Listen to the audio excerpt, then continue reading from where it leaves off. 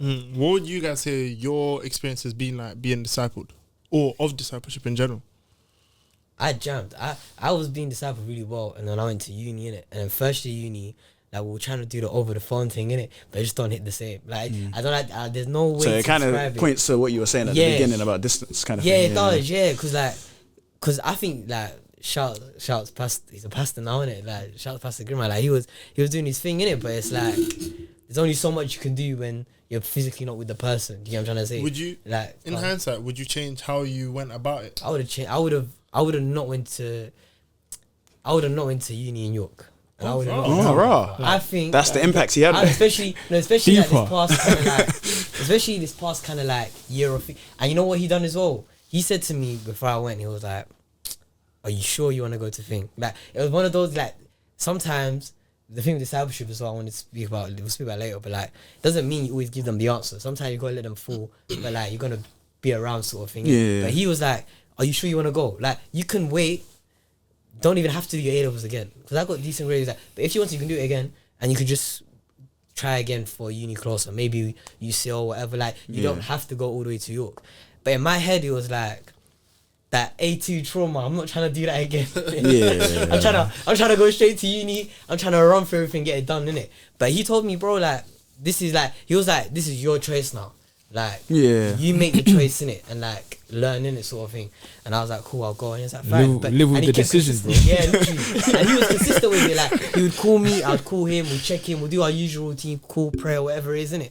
But it was like second year, like I started to realise that I was kind of like not like giving him attention and whatnot, and like I was using the whole kind of like distance and like uni, whatever it is. So if I could, I would probably not go to York straight after. I would have waited another year maybe, or even when we went to uni in London. I can't lie, because I learned a lot in York, but there's a lot of things that I could have learned without having to go to York, innit? So what kind of things obviously before you went to York, what kind of things would you say like that discipleship added to your life that in hindsight that you wish you had when you were in York?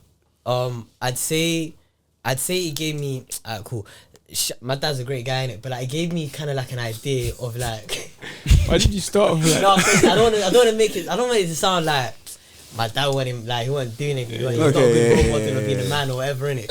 Because if I said anyways, like it just showed me like another. Like I just saw another person being a man, if that makes sense. Like I see my dad being a man, innit? But at the same time, that's my sometimes dad. the familiarity tax. Yeah. Bro, like you take it for granted. It's like Bronny playing with LeBron. Like he's not really. He's gonna try it, but it's like his dad's there, innit? You know what I'm trying to say? So it's like seeing like another person and like seeing how they handle their family. Because I'll be real, like I was going to their house regularly. I was going to his house regularly, like 2-3 times a week. We're meeting up, whatever. That it was like proper. Like now I think about it, proper mentorship, proper discipleship. But what it added for me is kind of like it showed me like how other men are men as well in their own way, innit?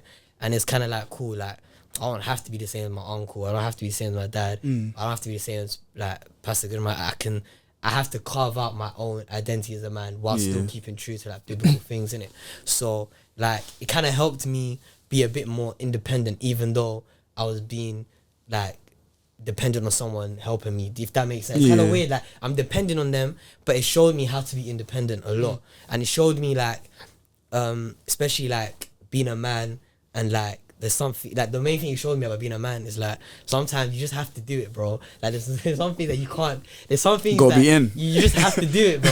Like I remember times, like me and him would be having a conversation, and it's like something happened at the school. He has to go pick up his kid, and it's like he's got to do it. Like he can't. Like doesn't matter who's in his house. Doesn't matter who he's with. Puts it down. It's like my kids come first. Went and he gets his kids or whatever it is. And it showed me that like when you're a man, it just showed me like.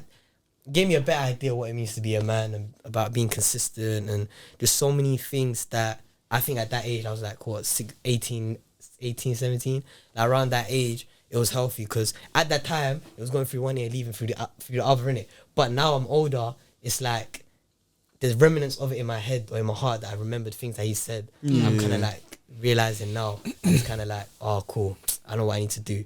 And it's like sometimes I just think I have to get up, I have to do something, whatever it is, like be a man, bro. deep. That's what's helped me at least.